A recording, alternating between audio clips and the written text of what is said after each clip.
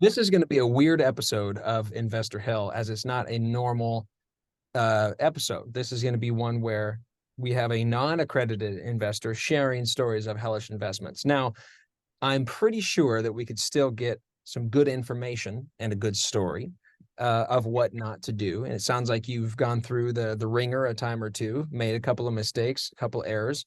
That's what I want to talk about. I want to talk about the 7 deadly sins that you did that led you to the failure, but also the redemption story as well, that of how you were able either to save it or somebody came in and helped you, so that we now know moving forward, oh, okay, I don't want to do this in my business, or I don't want the people listening to do this in their business.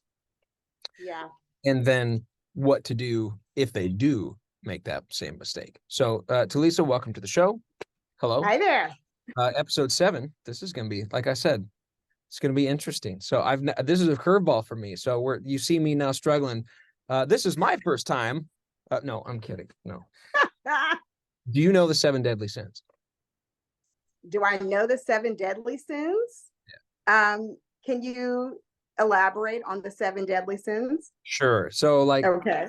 I took the idea of the 7 deadly sins and put it toward investments. So pride, greed, lust, gluttony, wrath, sloth, and envy. If you're envious of somebody else getting a deal, or you're angry that you didn't get that deal first, or and so you committed the sin in order that brought you down to that loss, that point, that failure, that you committed the sin, you made the mistake, you were able to redeem yourself, and then you went to humility, charity, yeah, all those the 7 heavenly virtues toward the end of the story. Okay. All right. Well, let me just go ahead and just dive right in, because I definitely made several sins.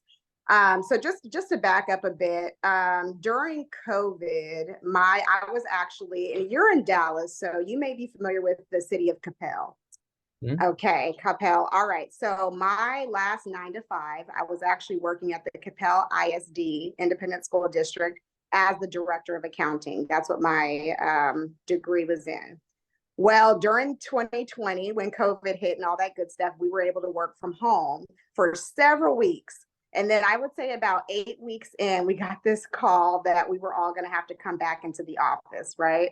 And by this time, I was already so accustomed to working from home. I didn't expect to have to go back. And so the transition of going back to work was very difficult for me. During that time, during COVID, I realized how much I did not want to do my job as director of accounting. And I realized that something that I had picked up long ago back in 2015, which was real estate, was starting to just kind of resurface. And so through several months, I had developed this plan in which I was going to quit my job, right? I mean, I went to school all these years just to be an accountant, just for me to say, you know what, I don't want to do that anymore.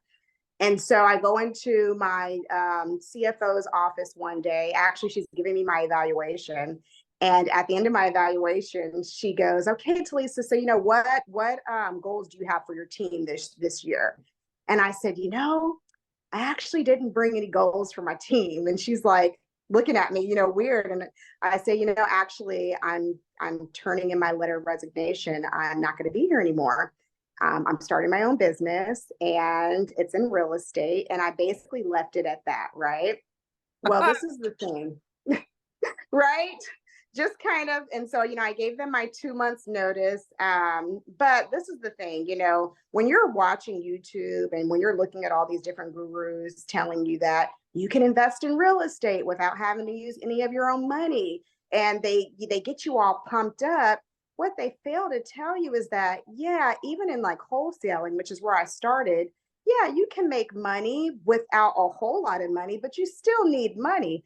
I was pulling leads. I was skip tracing. I needed to purchase CRMs. I had VAs working for me. I was putting out bandit signs. I was doing mailers, and I was doing all of the things, right? And we weren't bringing any money. I mean, we were trickling in deals every now and again, but we weren't bringing in any real money. And when I left the school district, I sold my house. I pulled all my money out of my 401k. I basically took all the money that we had in our savings account and I said, we're going to become real estate millionaires, right? I would say about 6 months after we quit our job, my husband and we were dead broke. Okay. From simply trying to keep up with wholesaling, trying to pay our bills. And then all of a sudden we looked and our bank account was like negative, like $10. And our credit score had gone from like a 700 and dropped 200 points. So now we're at like a 500 credit score. And so we're broke with bad credit. We don't have our 9 to 5 jobs anymore. And so at this point, we're kind of thinking maybe we probably should have stayed in the 9 to 5s. That probably wouldn't have been too bad right about now. But we decided to kind of just keep pushing through. But that was difficult. I mean, there were days you talk about a family who has been a pretty much in an affluent community pretty much all of my kids' lives. I've always made 6 figures. We've always had, cars. Going from all of that to not knowing where we're going to live next month. Not necessarily knowing if I can provide food for my kids. These are kids who are used to a certain lifestyle. And now they're asking me for things that they used to ask me for before. And now I'm having to say no. And I'm too ashamed to say, we don't have the money, because that's never been our issue before. Right. And so, we go through this where we're maxing out our credit cards, all to pay bills. And we get to a point where we finally just have to file for bankruptcy. Okay. Which is fine. Yeah. I mean, It's a part of the it's process. fine. Right. But in my mind during that time, that was probably like the most humiliating thing that could happen to me in that season of my life. And not only did we have to file for bankruptcy, but we also had to move in with my mom. And that right there alone, I'm 30 something years old, having to move back in with my mom, with my kids and my husband. So, you can see that this is a difficult time for our family. But we decided to continue to push through, And so one thing that this really put a damper on is the fact that, okay, my credit score is like a 5 something now. I can't even get a hard money loan. So as a real estate investor, how am I supposed to do deals if I can't even secure the funding, right? I mean, that's kind of the biggest thing. And so it caused me to have to look for alternative ways of sourcing my deals. Oh, hold on. Let me take a step back. So I told you that I had to move in with my mom. Prior to me moving in with my mom, we had an apartment in downtown Dallas, which we rented out on Airbnb. We got approval we were doing an Airbnb arbitrage. We had gotten approval from the landlords ahead of time. Everything was good. That Airbnb was bringing in tons of good money. So when you talk about the 7 deadly sins, envy is one of the ones that comes up for me, because I knew that in my mind, I really shouldn't be getting this Airbnb established yet, but I wanted to because I saw everybody else in the real estate industry closing deals, buying properties, putting them on Airbnb, all this stuff. And I just wanted to be a part of the action, right? I just wanted to be a part of the action. And so I did all this stuff. I paid all this money, furnishing this place, all for one day, me to get a call and they say, hey, you can no longer do Airbnb in our building anymore. We're not allowing it. There's been way too many incidents where police is being called and people are trashing the pool area. There's beer bottles, not any of my guests. These were other people's guests that were doing this. And so all of a sudden, we are bringing in about $3,000 a month from this Airbnb. That gets shut down to zero, nothing. So that was devastating, right? Sure. That sounds devastating.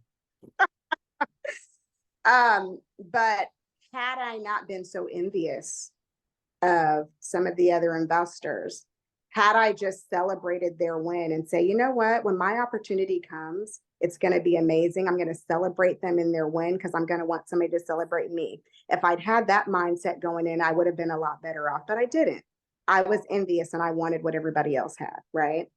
So now I'm in this position where I've got bad credit. I can't get a hard money loan. I can't find funding. And so I start looking for alternative ways, right? And I hear about private money. And the only thing that I know about private money is that people are getting regular people like you and I, getting people to fund their deals. They're not having to have the best credit. They're not even having to, they don't have to have anything. They're just finding individuals that either have money sitting in their IRA, money sitting in a savings or checking. Maybe they've got some equity sitting in their property and they can do a HELOC. You've got all these different ways of people to make double-digit returns. And you've got people like me who need funding to fund our deals, right? So I started doing a little bit more research. And then that's when I ran into Amy Majori. And I joined her coaching program. And I would say a month after I joined her coaching program, I raised my first $100,000 from a complete stranger. Woo! On an airplane. That's awesome. On an airplane, right? Congratulations. That's cool. And I'm gonna tell you the funny thing about how everything works, right? So I'm at this airport. I'm at the DFW airport coming home to Richmond. And I've listened to all this stuff about how I can raise money and all these things from just anybody. So I'm in the airport. I'm like, I'm going to find somebody to fund my deal. I've got this quadplex in Florida that I really want to buy. It's a great deal. I've already got it under contract. I just need the money to fund it. So I was like, I've got a goal that while I'm here at this airport, I'm going to talk to somebody and get somebody to fund my deal. Well, every single time I saw somebody and I was like, I should go. I would try to go and I'd back out like, nope, I'm not ready for it yet. And so I literally spent the entire time at the airport not talking to anybody. And so finally, as it's time for me to board my plane, I'm in the last group and I said, okay, TiLisa, this is your moment. You need to muster up the courage because by the end of this flight, you've got to talk to somebody and you've got to get somebody to fund your deal. And so just to get some last little bit of encouragement, I put my earpods in and I listened to, I don't know if you're familiar with Inside the Vault with Ash Cash. He's actually there in Dallas too. It's a popular finance podcast, but anyways, they had a guest on and the guest basically said something along the lines of, we have these windows of opportunity. And sometimes if we don't take that opportunity while the window is open, the window will close and it may not open again for another 3 or 5 years. And so if you want to take, if you want to become successful, you've got to learn when you've seen those opportunities, when to take them. And so that kind of gave me the motivation that I needed to get on this plane, right? So I'm the last one boarding. And I walk on the plane. You know how you're looking at the top for your number first before you actually look down to see who's sitting there, right? So I'm looking, and I find my number and my seat, and I look down, and I'm not racist by any means, but I look down and I see we're all a little racist in some. Okay, well, hey. Well, I see two very large white men, one sitting by the window seat and one sitting on the aisle seat. And I was to sit my little tiny tail in between these two very large men. Okay. And so one of the guys by the window, I said, oh, I think this is my seat. He says, oh, okay, come on in. We don't bite. And he goes like that. And I was like, nope. I'm not dealing with it today. And so the guy to my right, though, he and I start having conversation and come to find out he's in his 70s. He's an engineer. He's got fiber optic cables sitting on Mars right now. He's got fiber optic cables sitting down at the Titanic. And he also flips real estate in his spare time. And so literally when he said that, I got chills, right? Okay. I got chills because I said, oh God, this is my opportunity. So he goes on and he says, yeah, I flip properties, but I'm really getting to a point now where I don't have the energy or the time to continue doing this. I'm just looking for a more passive way to invest. And I said, oh, well, I'm a real estate investor And I've got deals where you could be making double-digit returns on your money. And so we start having conversation. And by the time the 3-hour flight was over, he says, well, I've got $200,000 sitting in an IRA, and I'd like to invest it with you. And I'm like, wow. Wow. So I was able to close on a quadplex that on a monthly basis brings us in about $5,000 a month. Mhm. And it was a creative deal. It was $650,000. We got it subject to part of it, and the other part we got seller finance. And then all we needed was about $100,000 for our down payment, and then a few of the renovations for a couple of the units.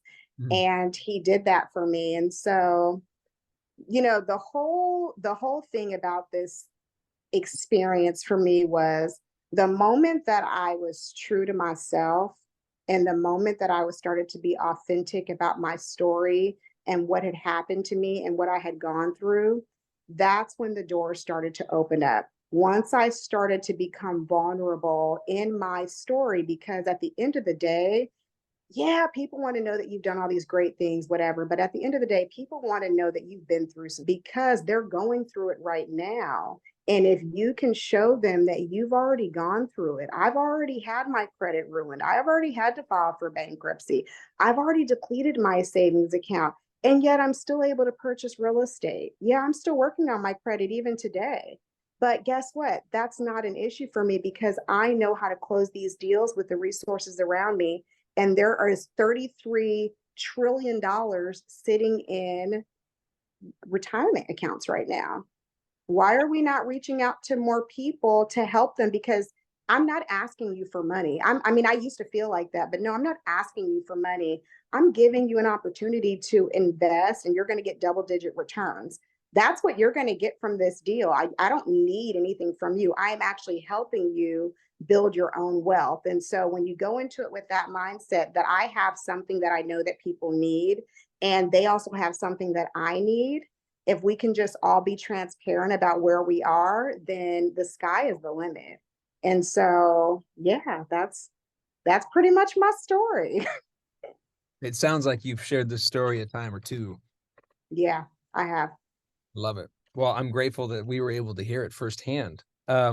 Is there any part of that story that resonates with you the most when you tell it, that you wish that people listened to you more, or at least heeded your words? Whatever it is that you are trying to accomplish, whatever it is that you're seeing other people accomplish, understand that you can get there too, but you don't have to get there the same way that other people get there. You've got your own story, you've got your own experiences, and you use that. You use that so that you can, first of all, frame your story enough to be able to pitch it to somebody to get them to resonate with you. So then that way, the interaction that you guys have is authentic and it's not forced. Because I feel like one of the things that I messed up at in the beginning was having this sales mentality of, I've got to sell this person. I've got to sell them. I've got to convince them that what I want is what they need. Whereas in actuality, that's not the case.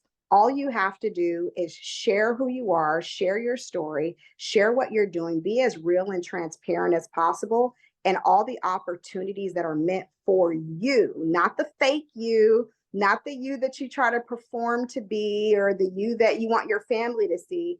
No, the you, who you are authentically, that person will begin to get blessed with opportunities that are in alignment with what you want. But you first got to be true to yourself.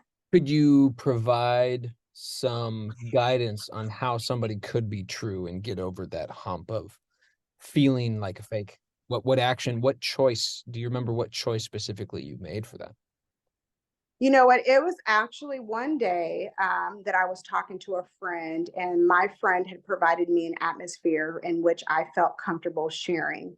And when I shared with her what I had really been going through, and she's another person in the real estate industry, she says, TiLisa, this is a huge part of your story. She says, you need to be sharing this. She says, just what you shared with me alone makes me want to do business with you. And I thought, really? Me sharing with you all the ways that I messed up? She says, yeah, absolutely. And that's what other people want to hear too. So instead of where before I used to tell people all the great things I've done, I've got an MBA, I've got an Airbnb in Dallas, I've got this, I've got that. Instead of trying to make myself seem like this person, you just come in and you say, this is who I am authentically. I am a wreck. I have issues managing my business and my kids. And when you start talking about some of those things with people on podcasts or other real estate investors, there's a certain level of trust and a different level of respect that people now have for you because you're willing to keep it real, because majority of people are not willing to do that. They do not want people to see their flaws. Yeah. It's difficult to trust perfect. Yeah, it So is. so when you shared those things and you felt comfortable to share those things, have you ever been that person for somebody? Do you as into where you were able to provide that safe haven, that space for them to be the sounding board so they could go out and then actually see the success of them after you kind of let that happen? All the time I love with every single person that I talk to. When love I'm it. talking to I'm telling you, when I talk to my lenders, literally my lenders become my friends and my mentors because we talk about everything. Other real estate investors, my partners, people who are coming up. I and the way that I do it is I'm able to create that atmosphere by just being real in the moment. If I'm authentic with you and if I'm transparent with you, then all of a sudden you feel like, oh man, she shared some pretty dark areas with me. I think I can trust her with my information. And then they start opening up and telling you about their issues and what they're going through. And then you start to realize, like, oh man, we're all going through the same crap. Like, it doesn't matter whether you are 6-figure earner, 7-figure earner, 8-figure earner, whatever. We're all dealing with the same insecurities. We're all dealing with imposter syndrome. Matter of fact, I was at a dinner with Vina Jetty a month ago when we were in Long Beach, and we're sitting at the table, and I'm telling her, being authentic and transparent about, me having this imposter syndrome. And she says, TiLisa, I still have imposter syndrome. I said, no, not you, Vina. She says, yes, I do. And she said that she was at this big tech conference where they were talking about AI. And so she got up and spoke about how she uses Chat GPT, right? And she thought it was amazing. Well, then somebody else came on stage and they're talking about all this AI stuff that she has no idea about. And it's way more complex than Chat GPT. And then she just kind of feels like a small fry in this really big AI technology space. But it's like all of us feel like that. Yeah, we might be on different levels, but we all get that imposter syndrome. But when we are vulnerable with other people and we're authentic, we give them that environment and that atmosphere to then be able to be open themselves. And that's the way that I build relationships with everybody, every single person I interact with. See, this is why I do this, is because this, I think when somebody hears this, that can help them. So Yeah, hopefully, if you are listening to this, then hopefully this message helped you out. I hope absolutely. that's the goal of the show. Yes, yes, absolutely. I hope that it did too. If this even helps just one person believe in yourself, go out there, talk to a stranger, get your deal funded. There's nothing that you cannot do, but just make sure to just keep it real. Keep it 100. That's what I always say. Keep it 100. 100. Okay, so moving forward, how is it that we can get a hold of you? What deals do we bring you? What opportunities are you looking for? And what are you currently trying to accomplish? Yes. So our company, Her Investments, Home Equity Real Estate Investments, we actually have two parts. We're all in the business of service. So we have on one end, we've got investors who don't have money for their deals, who need money for their deals. You can reach out to me. I will connect you with one of my private money lenders and we get your deals funded. You can work with me that way. Or if you are somebody who you've got money sitting around collecting dust, and you need a asset that's going to yield you double-digit returns, then you come on over to me and we will match you up with a deal that's going to give you the returns that you're looking for, and everybody wins in the end. So yeah, you can reach out to me. You can find me on Instagram. under TiLisa. I'm sorry, invest_her_Stubbs. Let me say that again. Investor. Invest_her_Stubbs. And then you can find me on Facebook at TiLisa Stubbs. And so, yeah, you guys reach out if you need funding or you need a deal that's going to get you double-digit returns. I can definitely help you there. I think that's all I need. This wasn't even 40 minutes. Look at this. Like this is you, That's awesome. I'm not kidding. That's one of the most succinct stories we've had. I mean, Vina's story was pretty. Did you see Vina's episode? It was like, I think it was number 4. Oh no, I didn't even know she was on the episode. I've got to look back at it. Yeah, I think it was. Yeah, you're the 7th person that's done the show. So hopefully with this one, after people listening be like, I want to share my story too, there'll be like 700 by the next time you come on the show. So we'll see. That would be amazing. That'd be amazing. Well, Mark, thank you so much for having me. This was great. You're very welcome, and thank you for coming on to the show, and thank you for watching Investor Hell. Or I'm sorry. My producer said listening to Investor Hell, watching to Investor Hell. If you're on Spotify, you're listening. If you're on YouTube with the mute thing on, you're watching. If you're on YouTube but not looking, but you're listening, you're listening. So, you decide. Watch or listen. It's up to you. I don't know. Well, thanks for having me, Mark. I appreciate you.